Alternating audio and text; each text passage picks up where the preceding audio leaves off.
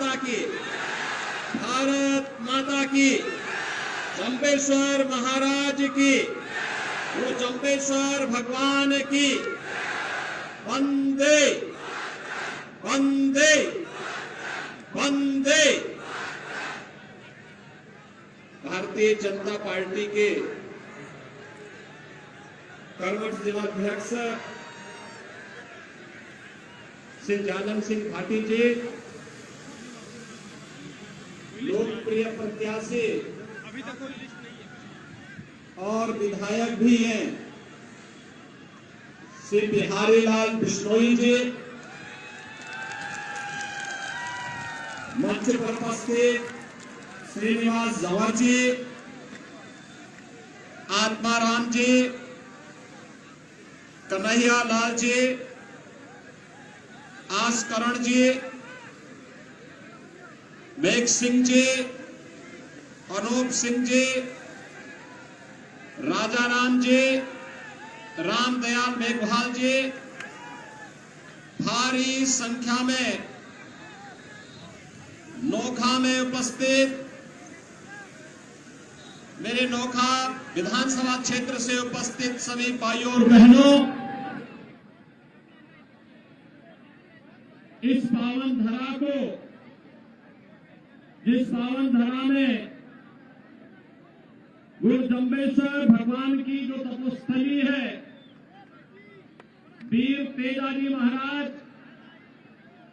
और बाबा सिद्ध रामदेव की जो पावन धरा है, और यही नहीं पूरे देश और पूरी दुनिया के अंदर श्रीमद् भागवत महापुराण और श्री राम कथा को जन जन तक पहुंचाने वाले पूज्य संत राम सुखदास जी की भी जो तपोभूमि है, इस तपोभूमि को कोटि कोटि नमन करते हुए मैं आप सबका हृदय से अभिनंदन करता हूं। भाइयों बहनों, मुझे आश्चर्य हो रहा था कि मैं पिछले कई दिन से राजस्थान के अलग अलग जनपदों में घूम रहा हूं,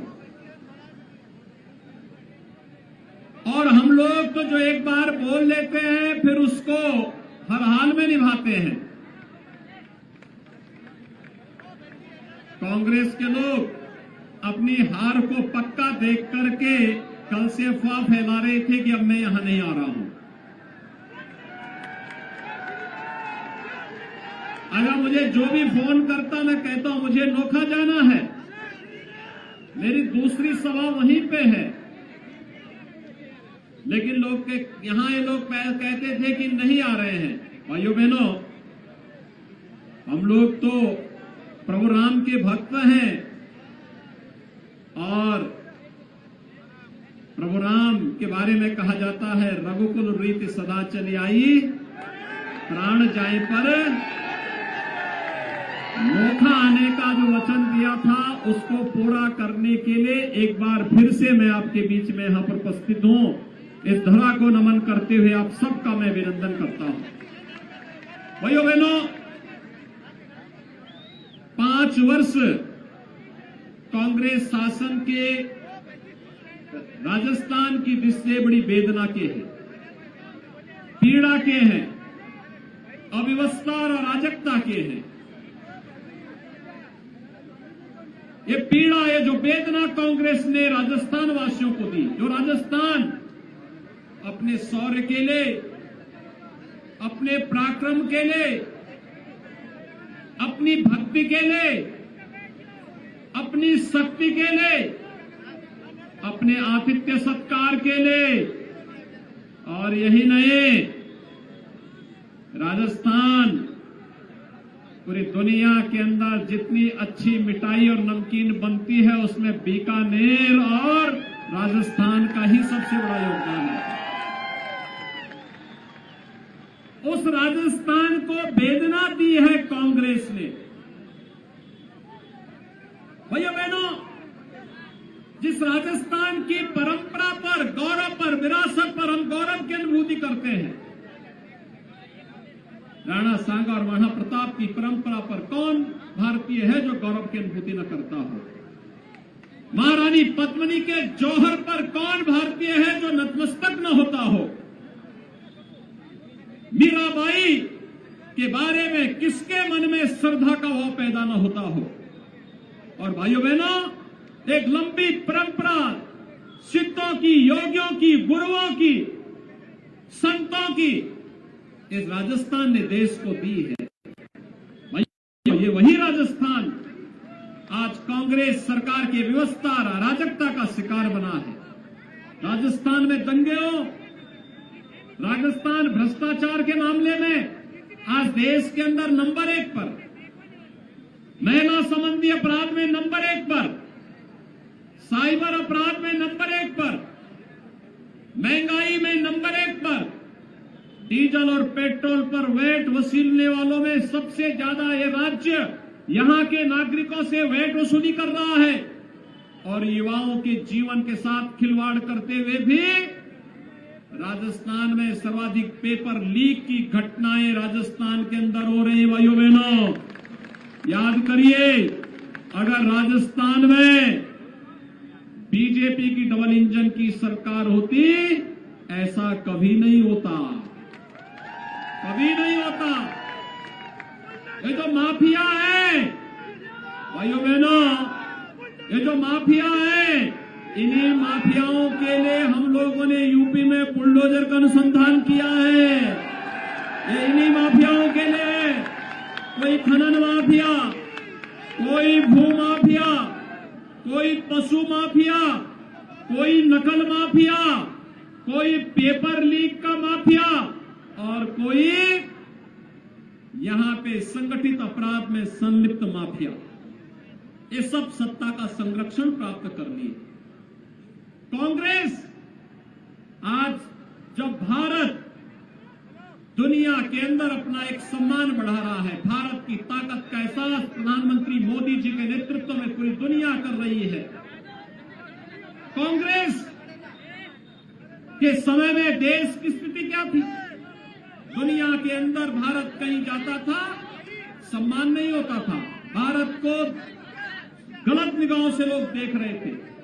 लेकिन प्रधानमंत्री मोदी जी ने देश का सम्मान बढ़ाया, देश की सीमाओं की सुरक्षा की।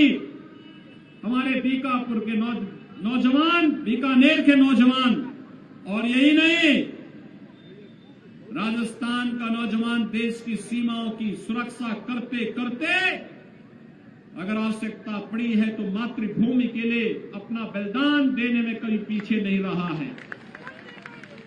लेकिन कांग्रेस के समय में लापरवाही का हद क्या थी? आतंकवादी घुसपैठ करता था, घुसपैठे भारत की धरती पर घुस जाते थे, सरकार देखती रहती थी, कुछ नहीं करती थी। और आज ये नया भारत है, छेड़ते नहीं है, लेकिन कोई छेड़ेगा तो उसको छोड़ते भी नहीं है। आतंकवादी ही नहीं, आतंकवाद के आकाओं को भी ठिकाना लगाने का काम नया भारत करता है। भाइयों बहनों, ये देश का स्वाभिमान का प्रश्न खड़ा होता है तो भारत उसके खिलाफ लड़ता है।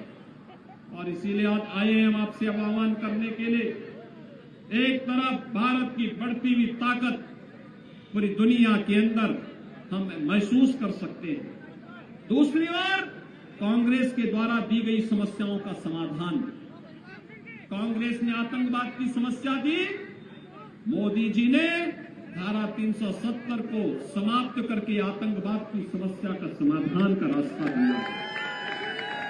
कांग्रेस ने नक्सलवाद की समस्या दी, मोदी जी ने गरीब कल्याणकारी योजनाओं के माध्यम से उन गरीबों के प्रति अपनी सहानुभूति, उन गरीबों के प्रति अपनी पूरी सिंपैथी लगाते हुए उनके कल्याण की योजनाएं दी।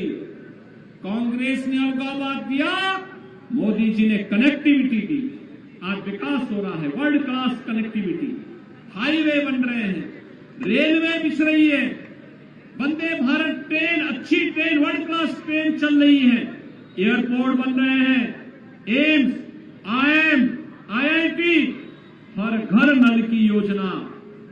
गरीबों के लिए मात्र 9 वर्ष में जो कांग्रेस 55 वर्षों में नहीं कर पाई, मोदी जी ने मात्र 9 वर्ष में 4 करोड़ गरीबों के मकान बना दिए, 12 करोड़ गरीबों के घर में शौचालय बनवा दिए, 4 करोड़ गरीबों के घर में बिजली पहुंचा दी, 10 करोड़ गरीबों को फ्री में उज्ज्वला योजना के कनेक्शन उपलब्ध करवा दिए। भाइयों बहनों, 50 करोड़ लोगों को स्वास्थ्य बीमा का कवर भी मोदी जी ने दे दिया। और यही नहीं, कोरोना कालखंड से लेकर के लगातार आज भी और अगले 5 वर्ष तक 80 करोड़ लोगों को फ्री में राशन की सुविधा का लाभ भी मोदी जी ने दिला दिया। भाइयों बहनों, ये कांग्रेस न सम्मान बढ़ा सकती है, न भ्रष्टाचार पर अंकुश लगा सकती है, न माफियाओं को नियंत्रित कर सकती है, न बहन और बेटियों की सुरक्षा पर ही किसी प्रकार से उनको सुरक्षित करने में ये सरकार पूरी तरह विफल है। तो क्या कांग्रेस को शासन करने का अधिकार है क्या? भाइयों बहनों, चुनाव सहानुभूति का नहीं होता है, भविष्य निर्माण करने का एक अवसर होता है। ये तो आपकी आस्था का सम्मान भी नहीं कर सकती सरकार। ये सरकार तो आपकी आस्था का सम्मान भी नहीं कर रही है। आपने देखा होगा रामनवमी के अवसर पर यहां दंगे हुए थे। रामनवमी के अवसर पर यहां पर कर्फ्यू लगा था, रामनवमी के जुलूसों को रोका गया था। हर पर्व और त्योहारों के समय सरकार हिंदुओं पर अंकुश लगाती है।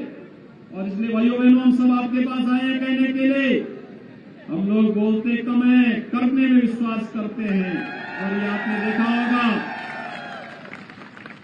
कांग्रेस के लोग हंसते थे जब हम लोग कहते थे कि रामलला हम आएंगे, मंदिर वहीं बनाएंगे। आज राम मंदिर बन रहा है ना, कोई संदेह? राम मंदिर के निर्माण में कोई संदेह? बन रहा है ना? आप मुझे बताओ, यहां से नोखा से कितने लोग अयोध्या जाने के इच्छुक हैं? वाह भाई, पूरा नोखा ही अयोध्या आना चाहता है। आप सबका अभिनंदन है। और भाइयों बहनों, 22 जनवरी 2024 को प्रधानमंत्री मोदी जी के कर कमलों से 500 वर्षों का इंतजार समाप्त होगा। प्रभु राम फिर से अयोध्या में राम जन्मभूमि में, अपनी जन्मभूमि में फिर से विराजमान होंगे। हर भारतीय का सिर चौड़ा होगा, गर्व से चौड़ा होगा कि मेरे प्रभु फिर से आए हैं अपनी भूमि पर फिर से उनका अवतरण हो गया है। और भाइयों बहनों, इस अवसर पर मैं आप सबसे अपील करूंगा, आप श्री बिहारी लाल बिश्नोई जी को जयपुर फिर से जिता करके भेजिए। सहमत है ना? सभी लोग सहमत हैं?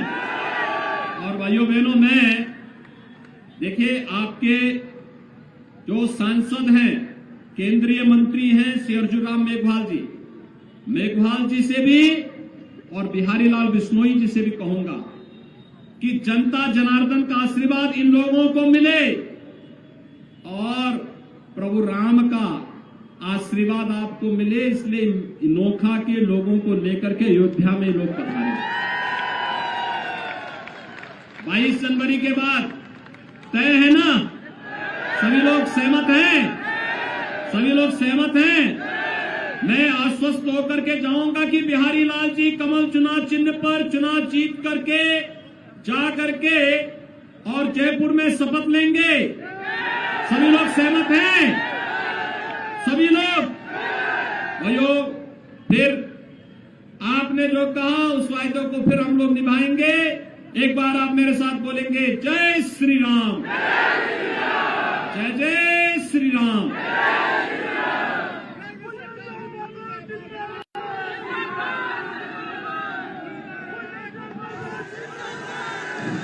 जोरदार तालियों से स्वागत करें योगी जी हमारे मध्य।